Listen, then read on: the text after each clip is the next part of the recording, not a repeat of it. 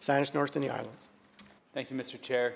I appreciate the opportunity to stand and speak to the hoist motion on this one of two forestry bills that are currently in debate in this House. It's something that I think is quite remarkable. I know that closure of debate is not new. We asked the librarians to take a look at that for us, and it's actually been used often over the last decade or so. It's a tool that's used as a government is trying to get to the end of session and have their legislative agenda ended. And you know, one of the things that I found remarkable about a lot of the closure that's instances of closure that have showed up since 2003 is that in many instances that closure has come by agreement, where both sides of the House, their House leaders, the whips, whoever it is, gets together and has a conversation about it. Oftentimes closure is needed because the opposition, the official opposition, and the opposition, just in general, which is the part of the opposition that I'm in, are asking a lot of questions. And this isn't to pass judgment on the questions that are being asked. Let's just assume that every question that's asked at that stage of debate is valid and is necessary in informing the public about the bill that's in front of them. And perhaps there's been a time or two when a few questions that were needless were asked as well. However, it is the job of the opposition to scrutinize these bills, because we don't in this chamber make an assumption that the piece of legislation that has been brought forward by the democratically elected government of this House is perfect. We make the assumption that the opposition, the loyal opposition, who has a very legitimate and very important job in this system of government that we have, to scrutinize and to hold government accountable. That's what the stages of this debate process that we have in this House is all about. Ensuring that the people of British Columbia understand the laws that their elected governments are making, and understand that those laws have been able to withstand the test of the scrutiny of the members of this side of the House. And at times, not every session, at times government needs to be able to invoke closure in order to be able to get to the end of a session. As I said earlier, many times that's happened by agreement. What's unique about the situation that we're facing today is not a challenge of House management. That has been a challenge that I have experienced since the day I was elected here in 2017. There has always been a challenge in managing the House from my experience. I have complained about various aspects of House mismanagement, I would say, over that period. I never had a chance to experience what the management of the House was like prior to 2017, but I can tell you it's been a challenge over the last 4.5 years, 5 years that I've been here. What's unique about the closure of this bill is that it was brought in, and as has been pointed out previously, an 80-page bill brought in last week into a legislative agenda that already was languishing. There was already questions as to whether or not, and anybody who's been in these chambers for any period of time, you get a sense.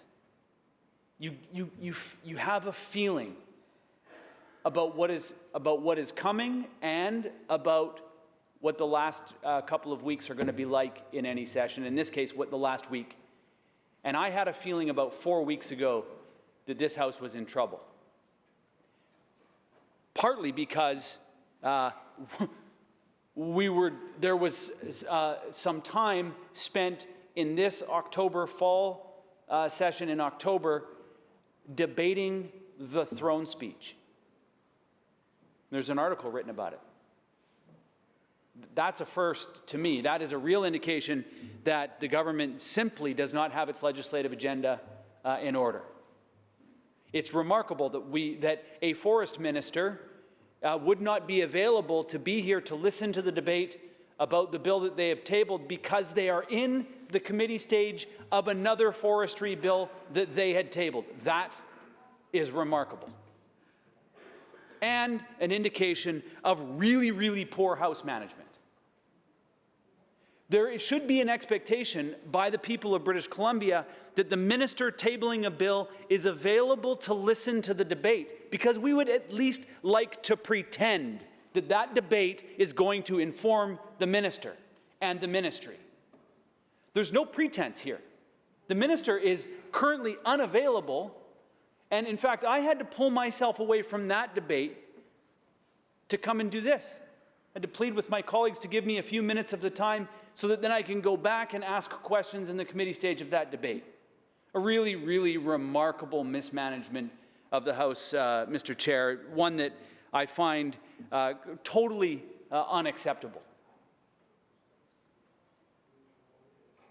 You see, I don't so much as I'm not so much irritated by the fact that we got to a point where we have closure.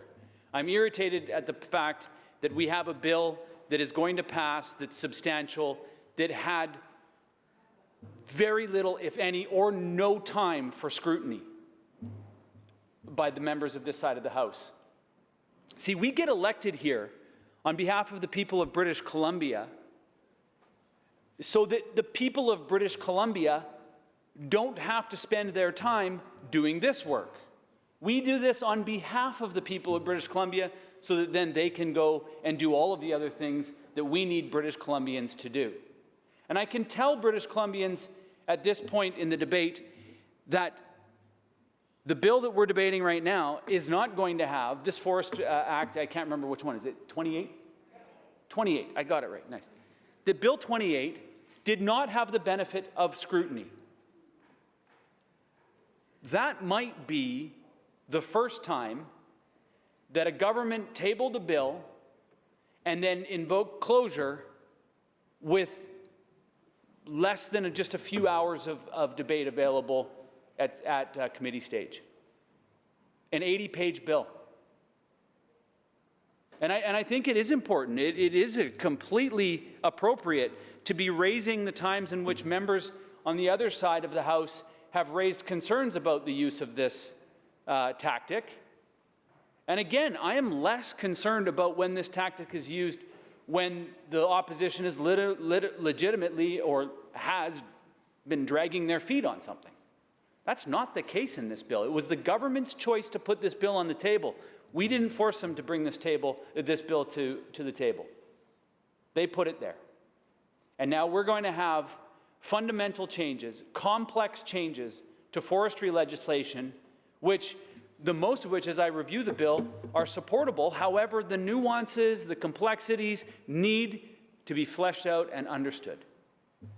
0% opportunity to do that. That's what's so egregious here. It's not so much that it's irritating that the government's using this tactic, especially when they could have chosen to manage the House more efficiently. And that's the reason why I stand in support of this hoist motion. What is the hurry to have this done now when it could be done and this process could be started 60 days from now, the same number of days that the other forestry bill is giving Indigenous nations to respond to a notification. It's the same period of time between now and when this bill could be put on the papers. Okay, so maybe it's 60 days plus 2 weeks, 74 days, give or take. Once we get through that throne speech, there could be a bill that's already drafted. We could put it on the order papers immediately.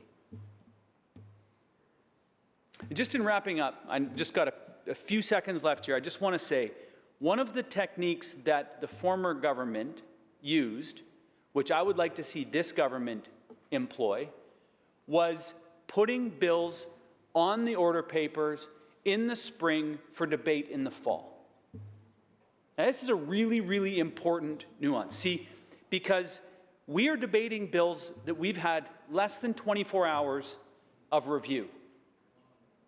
And that, to me, is as much of an affront to the democracy, the democratic process in this House, as it is putting a bill on the table a week before we're done and then not giving the House a chance to debate it before closing the debate.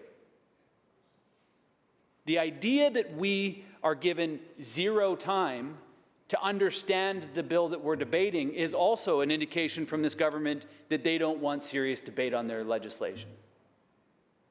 I find that inappropriate.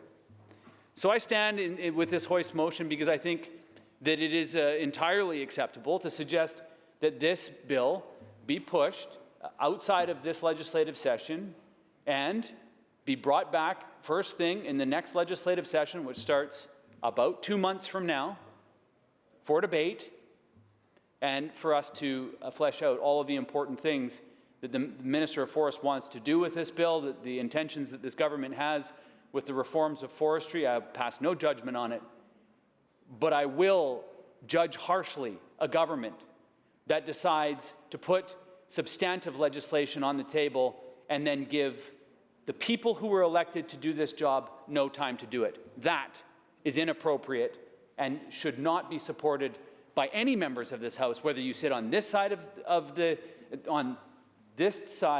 House or that side of the House. Thank you, Mr. Speaker.